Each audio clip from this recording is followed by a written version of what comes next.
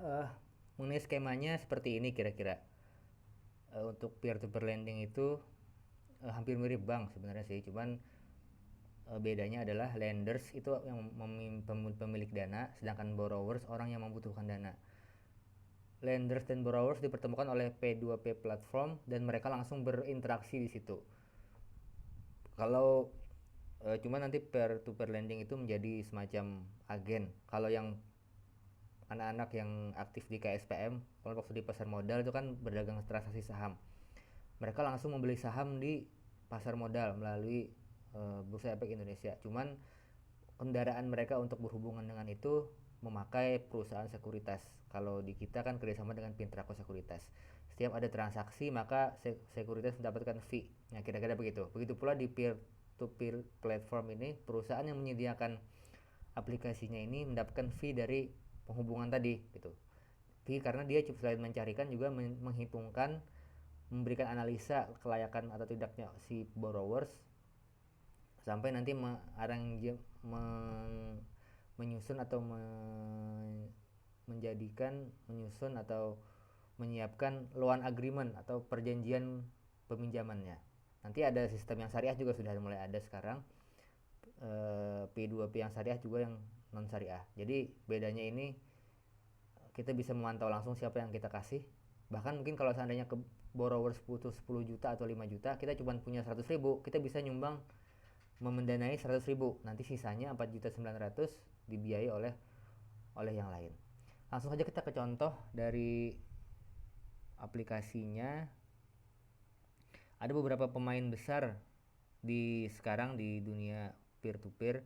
Yang pertama adalah mungkin Investri. Ini dia Investri, situsnya Investri. Kita lihat Investri, selain dia memberi pendanaan kepada borrowers yang menghubungkan pemberi dana dan peminjam dana, dia juga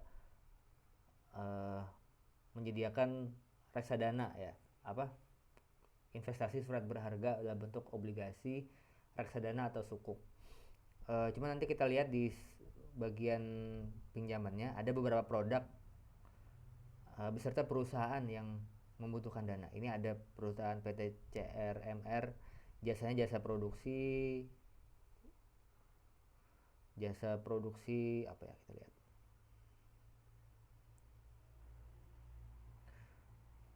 Kalau kita mau mendanai butuhnya 720 juta. Kayak misalnya akun payable ini berarti penyediaan pengadaan barang biasanya. Industrinya informasi dan komunikasi, pinjamannya 720 juta. Kita lihat yang di tengah-tengah ini, jatuh temponya 11 Januari nanti. Jangka waktu butuh 87 hari. Jadi PT OBI ini butuh dana sekian, terkumpul dari 720, terkumpul sedikit baru 40 juta, masih 686 juta lagi. Begitu pula seperti PT FIR, jasa tenaga kerjaan nih, kayaknya outsourcing nih kayaknya. Outsourcing dia butuh 120 juta baru terkumpul 20 juta, masih 100 juta lagi. Ini pemain dengan kebutuhan dana yang besar ya, 800, 650 dan segala macam. Nanti bisa diatur. Ada yang untuk usaha kecil, ada usaha besar. Nanti juga Anda lihat ada imbal hasil 16% per annum, artinya 16% keuntungan yang didapat atau bunganya per tahun, PA itu per annum atau per tahun. Dan ada A plus dan A3, ini bukan ukuran kertas, tapi A3 ini dan A2 rating kredit. Jadi Investri menilai perusahaannya apakah layak atau tidak. Kalau layak maka dapat nilai yang tinggi, mungkin A plus atau AA plus. A3 mungkin masuk kategori A juga, tapi mungkin di bawah dari A plus. Dari mana penilaiannya itu? Berasal dari mata kuliah seperti yang kita pelajari mata kuliah manajemen pembiayaan, benar. Saat memberikan kredit, bank itu harus melihat 5C, karakter, capacity, condition, collateral, dan juga karakter dari orang itu. Nah itulah yang akan dinilai seperti penilaian dari bank. Jadi meskipun ini bukan bank, tapi juga beberapa analisanya dilakukan seperti dengan standar bank, jadi cukup ketat gitu. Ini yang cukup besar, Investri, dia juga melayani yang lain-lain. Juga ada Amarta, ini yang untuk UMKM. Kalau baca berita beberapa waktu lalu ini, foundernya atau CEO-nya menjadi penasehat tim penasehat presiden, itu kan karena dia dianggap memiliki inovasi. Amarta ini fokusnya ke UMKM. Contohnya ini ada beberapa mitra seperti Ibu Eri Suryani, plafon 303 juta, margin 340. Ada Ibu Mutik Pedagang Pakaian, ini cuma contoh sebenarnya. Kalau kita masuk login, maka akan didapat berapa orang-orang yang pengusaha mikro atau kecil yang membutuhkan pembiayaan. Ini ada Ibu Mutik 33 juta, plafon itu maksudnya kebutuhan dia gitu, batas atas pembiayaan dia, margin yang didapat 345.000, 50 minggu berarti setahun. Kalau kita punya dana 3 juta maka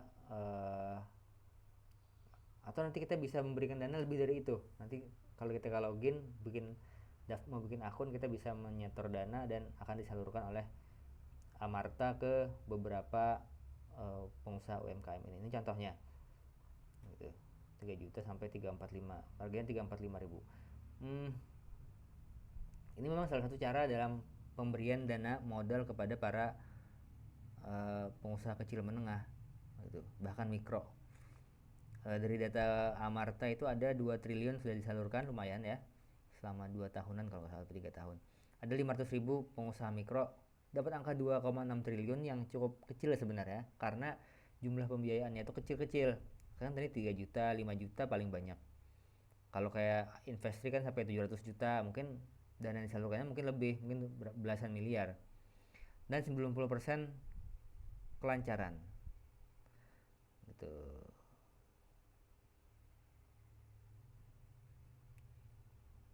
Ini dia pendana. Jadi kita daftar, nanti akan dapat ada yang 1 juta malah kalau nggak salah, di sini pernah ada. Ibu Eno plafon 4.500.000, margin 500.000. Jadi kita memberikan 4,5 juta, dapat margin 517.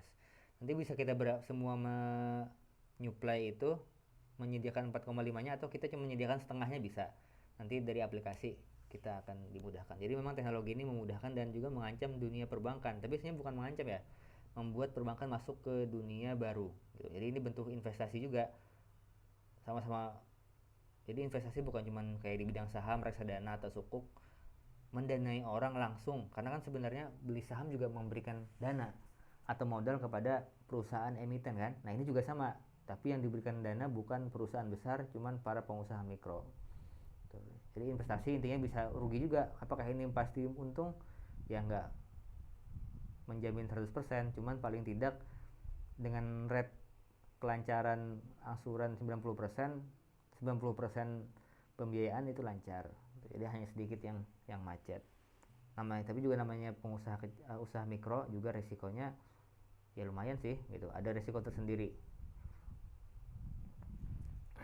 Oke, ini Amarta.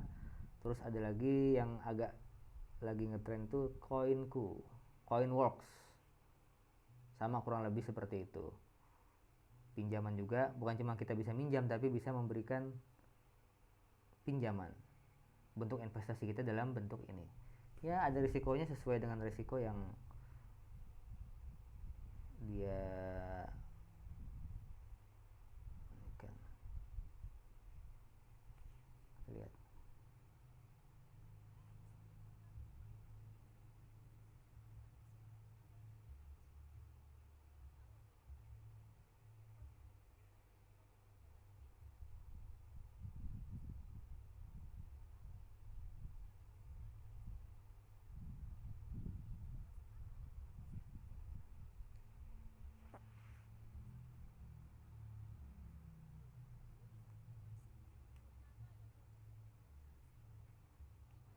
Grade profil maksudnya tingkat penilaian kredit ya, A+, A3 kayak yang di Investri tadi.